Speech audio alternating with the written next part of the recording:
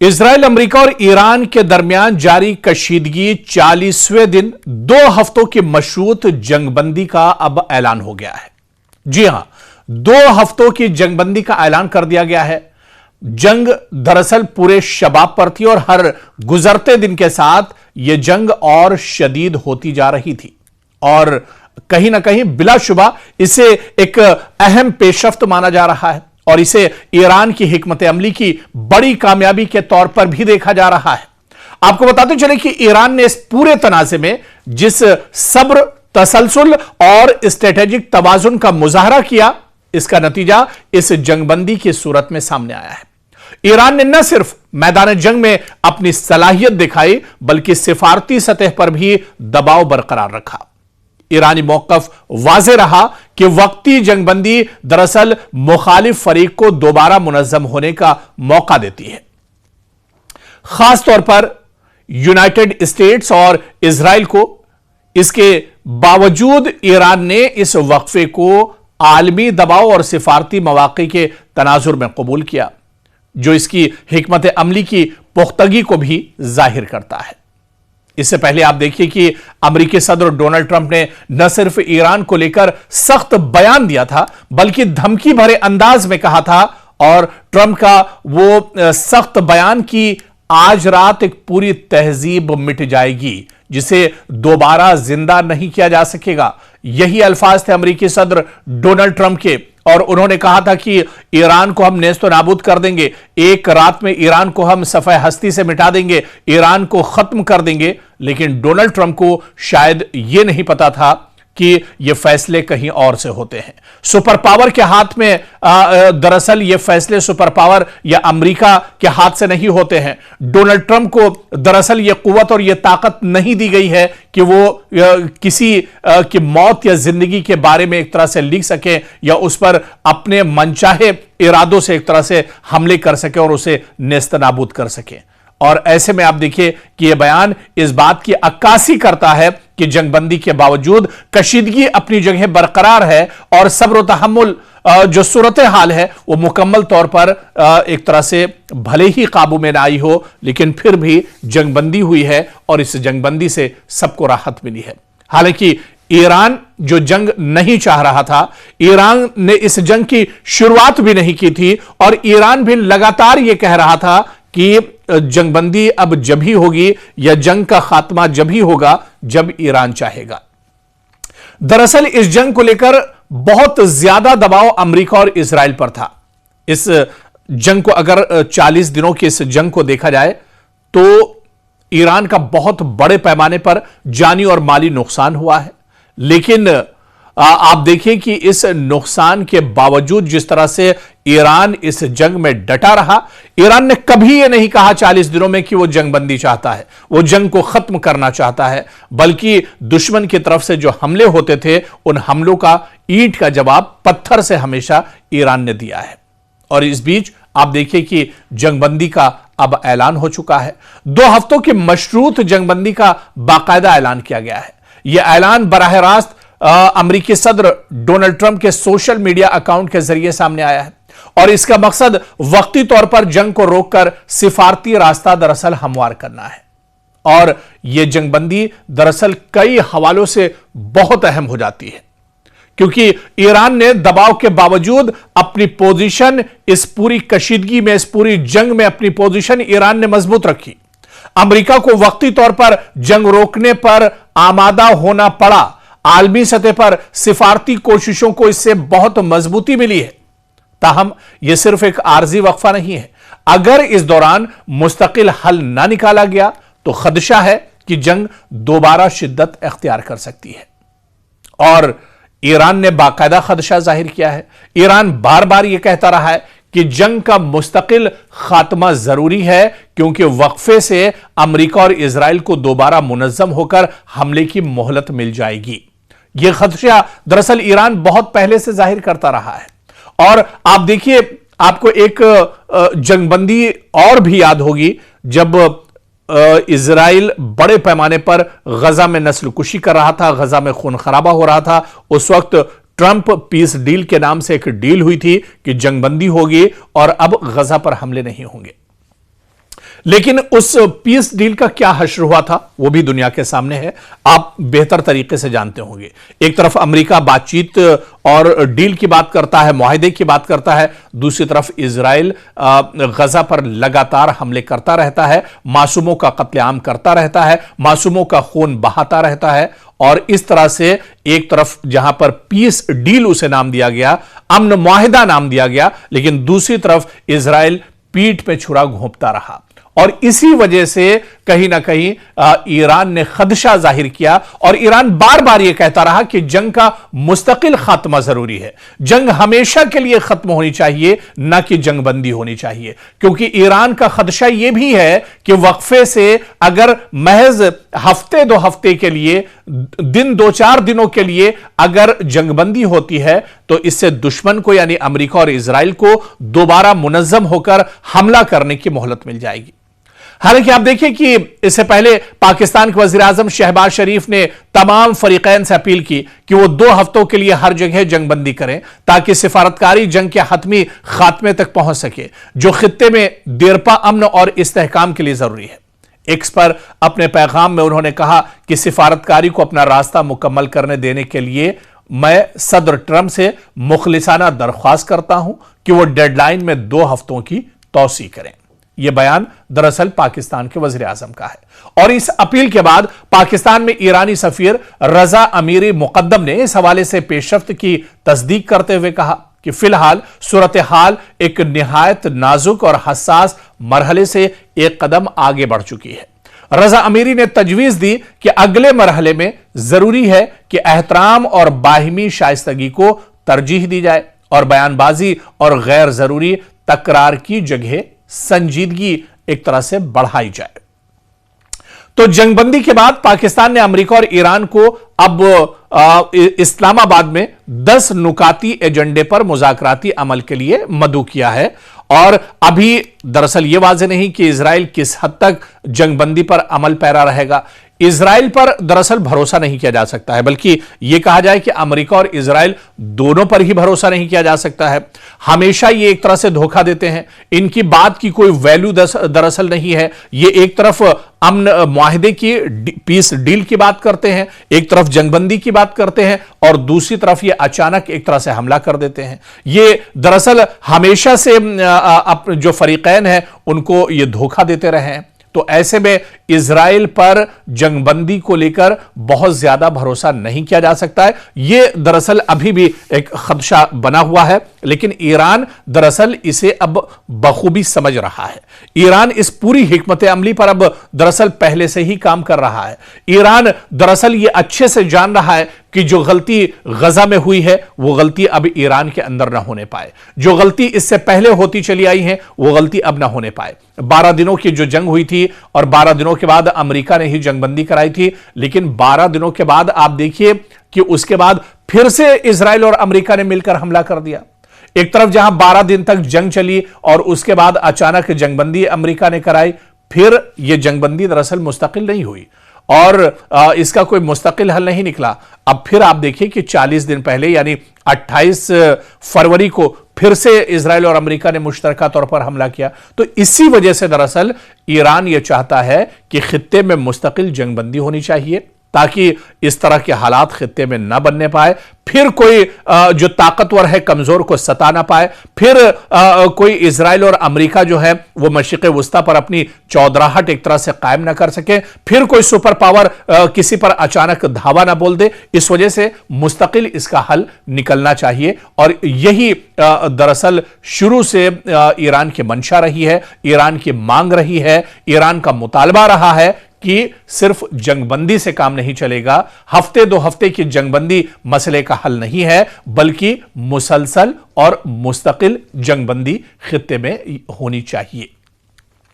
आप देखिए कि 40 दिनों में 40 दिनों की जंग का जो ये पूरा सफर है, एक बहुत मुश्किल और थका देने वाला सफर है।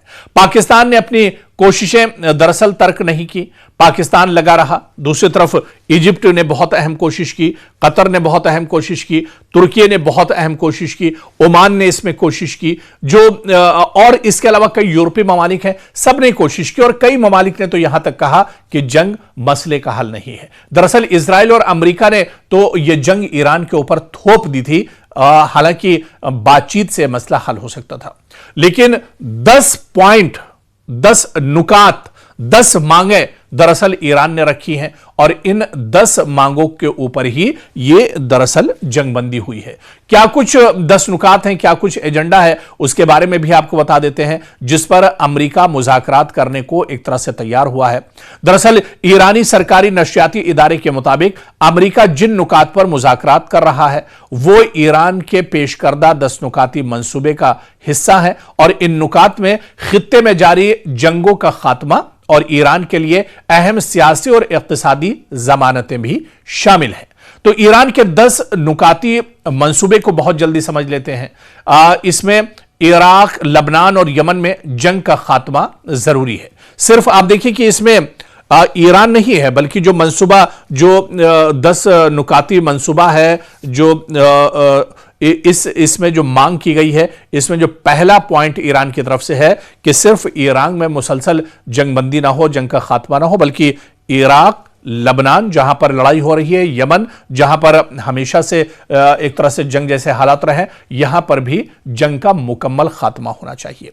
ईरान के खिलाफ जंग का मुकम्मल और मुस्तकिल खात्मा हो, बगैर किसी वक्त की हद के तयन किए हुए, और पूरे खित्ते में तमाम तनाजात का इख्तिताम होना चाहिए। यानी फिर मशरिक़ वुस्ता या जो पूरा खित्ता है, यहां पर इस तरह के तनाजात ना उठाएं।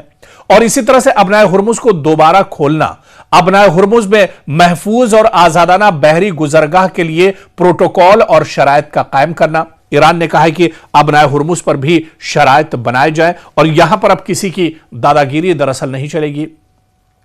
ईरान की तामीर नौ के अखराजात के लिए मुकम्मल मुआवजे की अदायगी। जी हां, ईरान ने फिर कहा है कि जो जंग इजराइल और अमेरिका ने ईरान के ऊपर थोपी है, इसमें जो नुकसान ईरान का हुआ है, इसकी भरपाई भी दरअसल की जाए और मुकम्मल मुआवजे की अदायगी की जाए। ईरान पर आयद तमाम पाबंदियों का मुकम्मल खात्मा किया जाए।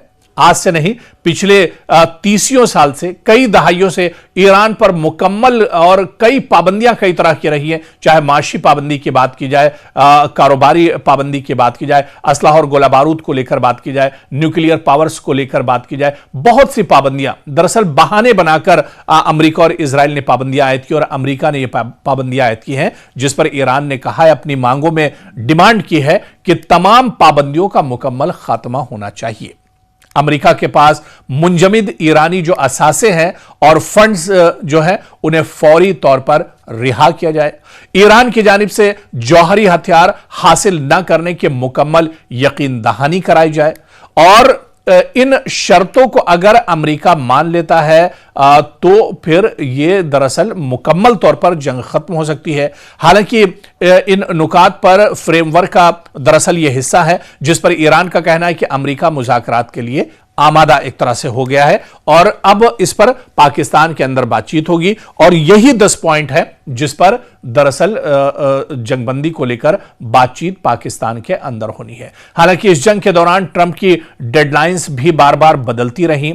आप देखिए कि कई बार अमेरिकी सदर डोनाल्ड ट्रंप दुनिया के सामने आए, उन्होंने, और शायद ही कोई ऐसा दिन हो जिस दिन डोनाल्ड ट्रंप प्रेस कॉन्फ्रेंस न करते हो, प्रेस ब्रीफिंग न करते हो और प्रेस ब्रीफिंग में लगातार वो अपनी डेडलाइन देते रहे। आप देखिए कि पहली जो डेडलाइन 28 फरवरी को जो जंग शुरू हुई थी, उसके बाद जो पहली डेडलाइन ईरान को दी गई थी वो 1 से 21 मार्च के दरमियान की डेडलाइन दी गई थी ट्रंप की तरफ से। ट्रंप ने कहा कि अगर ईरान ने 48 घंटों में आबी रास्ता दोबारा न खोला तो वो बिजली घरों को निशाना बनाकर तबाह कर देंगे। सबसे बड़े प्लांट से उन्होंने कहा कि वो शुरुआत करेंगे। यह दरअसल पहली डेडलाइन थी जो 1 मार्च से 21 मार्च के दरमियान ईरान को अमेरिका ने दी थी, डोनाल्ड ट्रंप ने दी थी। डोनाल्ड ट्रंप ने फिर आगे बढ़े, पहली डेडलाइन पर वो कायम नहीं रहे और उन्होंने दूसरी डेडलाइन दी और दूसरी डेडलाइन उन्होंने 23 मार्च की दी। ट्रंप ने कहा कि ईरान और अमेरिका के दरमियान बहुत अच्छी और नतीजाखेज बातचीत हुई है और तवानाई के इंफ्रास्ट्रक्चर पर हमले 5 दिन के लिए मौखर कर दिए हैं। फिर जब यह डेडलाइन पूरी नहीं हुई तो डोनाल्ड ट्रंप ने तीसरी डेडलाइन दी और तीसरी डेडलाइन उन्होंने 27 मार्च को दी।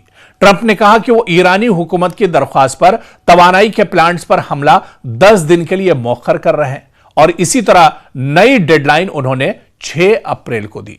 यानी 6 अप्रैल को 48 घंटे की वार्निंग दी गई। 6 अप्रैल करीब आते ही ट्रंप ने खबरदार किया कि ईरान के पास 48 घंटे हैं वरना वो कयामत बर्पा कर देंगे।